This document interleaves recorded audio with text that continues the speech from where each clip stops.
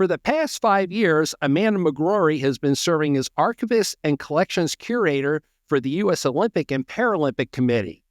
As a 7-time Paralympic medalist herself, Amanda is keenly aware of talent, and by her recommendation today, we're putting the spotlight on an absolute historic talent, multi-gold medalist in 2 sports, the great Sharon Hedrick. Hey, welcome, Amanda. Thanks so much for having me. Amanda, boy, this is pretty much a no-brainer. Sharon has done so many great things, and I see, first of all, right off the top, I see some really cool stuff behind you. I see Sharon's jacket, I believe from the 84 games when she ran in the exhibition event, and some really nice medals back there.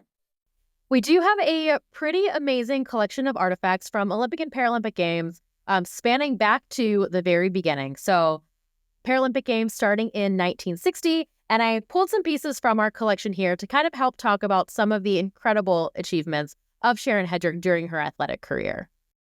It's really astounding when I look at Sharon's 68, I'm 66. We're only a couple of years apart, but boy, she lived through such a really tough era. I can hardly imagine what it was like for her to even travel. I mean, before we even get into the 84 games, she was in games prior to that. Can you even imagine what it was like to travel overseas prior to the 80s?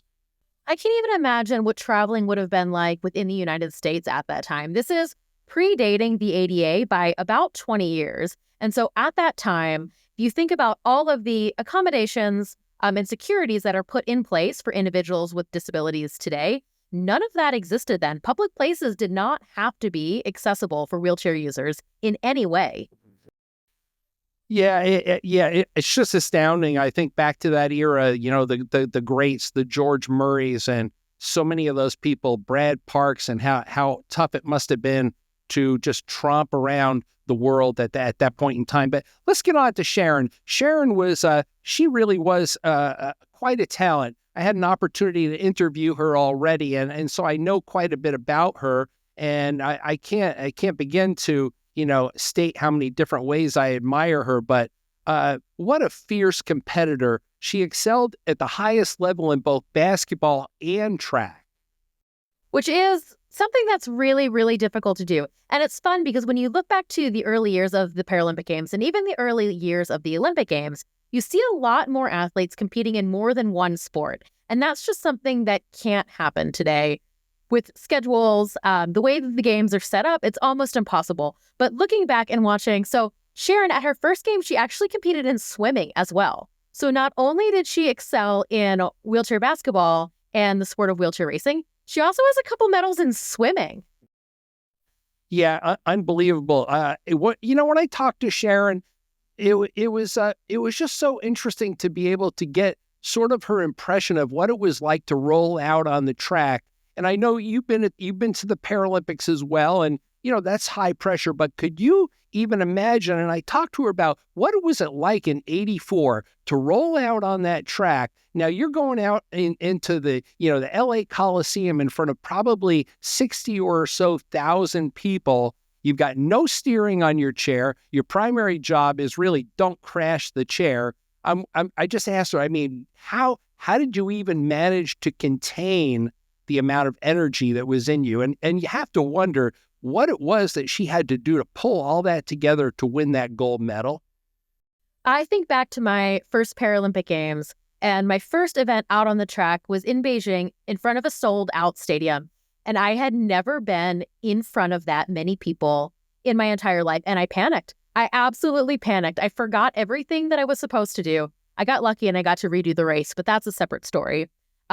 But I think the thing that's most surprising when you're in front of a huge number of people like that is the noise. Even if they're not cheering, screaming, yelling, just the rustling around and the ambient noise that creates, it is a roar when you are down on the track in a stadium like that. And this is thinking back to the 80s, there was hardly any fan support or awareness around Paralympic sport at the time.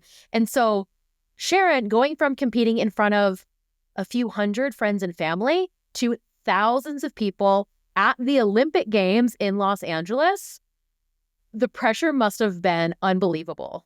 So it was an 800 meters. And as we know, Sharon took it right off the front.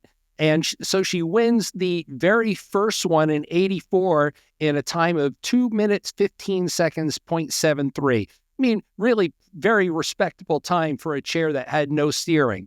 Then she comes back in 1988, 4 years later, at the first official Paralympics in Seoul, and she wins it back to back. So now she's got 2 Olympic gold, and she goes on to play on a gold medal basketball team coached by her husband. I mean, wow, how many things can you throw into the mix? So amazing and so multi-talented. And this is one of my favorite artifacts that we have in our collection. I don't know exactly who it came from or how it ended up here. It was sold at auction and it was a closed sale, so I don't know the original owner. However, we have one of those exhibition medals from the Seoul 88 Olympic Games, and I'm gonna put on some gloves so I can show it to you. Awesome. Because it is so cool. It is unlike the Olympic or Paralympic medals, and it actually has a little image of Hedrick, the mascot from the Seoul Games, in a racing chair on the medal. Oh, wow. Let's see what we got here. So I'm going to hold it out so hopefully we can get a good picture of it. But how cool is that with the old style 4-wheel racing chair? Slide that over a little bit more into the center. Oh, beautiful. Yep. Isn't that so cool? Yeah. And so the back is the logo for the Seoul Olympic Games. And you can see that it's got the 5 rings from the Olympics. So this is an Olympic medal, but it was produced specifically for the wheelchair racing demonstration events that happened at those games. Incredible. It's so, I can't even imagine. I think about all the, as we sit back and we have so many fantasies about what it was like to have an opportunity even to, race for the United States, much less that, real quick, right behind me here, we've got a Paralympic poster from the 88 games. And it's I don't know, it's just really amazing as to how they went about, coming up with designs, because they were just they being, the general public, so unaccustomed to dealing with having wheelchairs in the Olympics and creating a Paralympic Games. And this is at a time when there wasn't really a lot of standardization when we're talking about the Paralympic Games either. The International Paralympic Committee didn't exist yet. That wasn't established until 1989 after the Seoul Games. And so the Seoul Games were really groundbreaking in a lot of ways. It was the first Paralympic Games where all of the events were held in the same location, in the same facilities as the Olympic Games. And it really set the stage for where we are today, how the Olympic and Paralympic Games work together.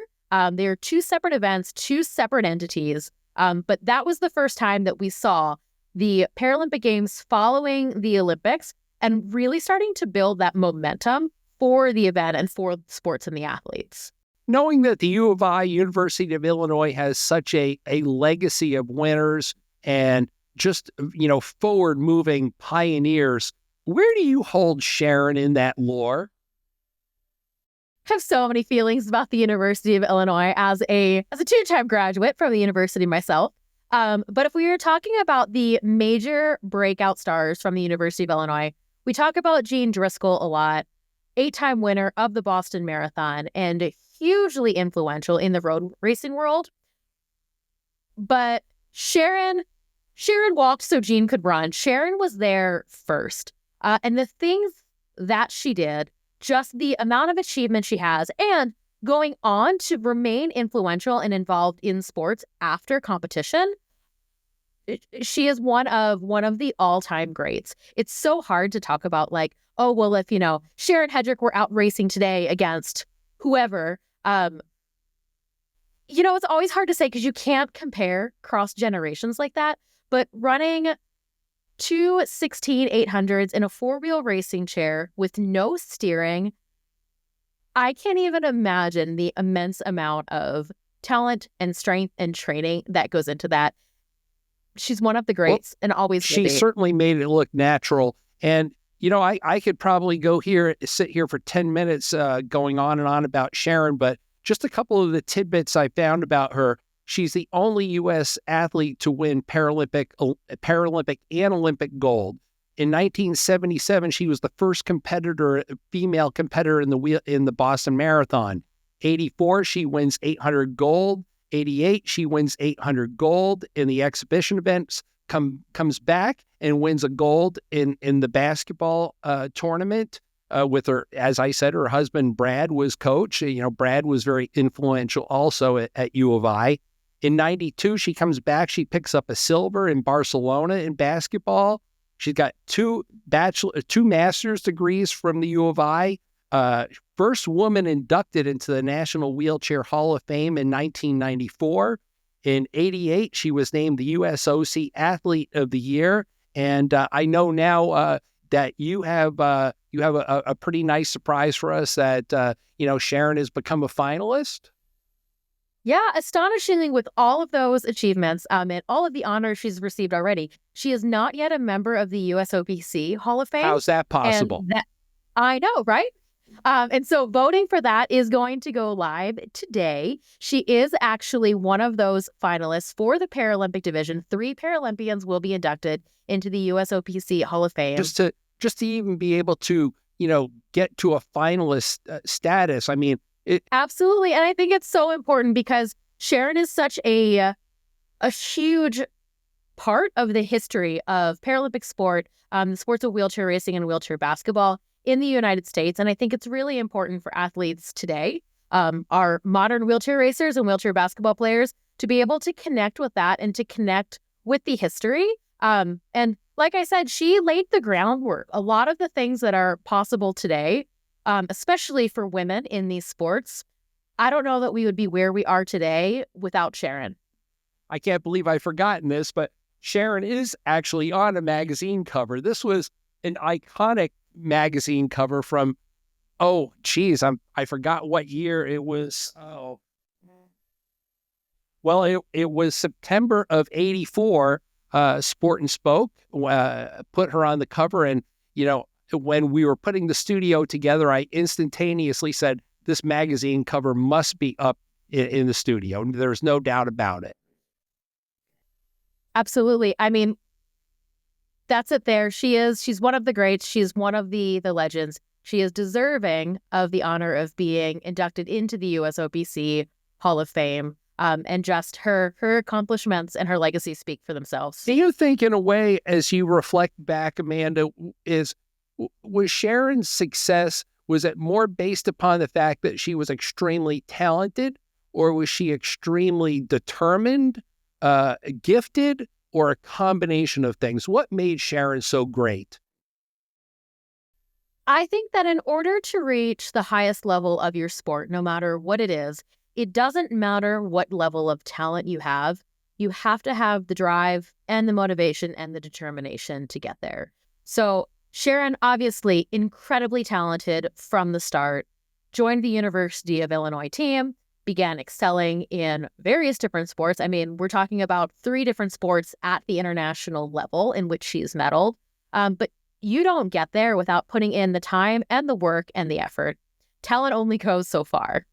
Really excited to have shed, so much light on Sharon Hedrick and the accomplishments that she's done for our community and many others. I mean, she's really done such a great job of not only spreading the word, but really showing a true athletic talent. So thank you so much, Amanda. I mean, putting a spotlight on this great woman was really an honor today.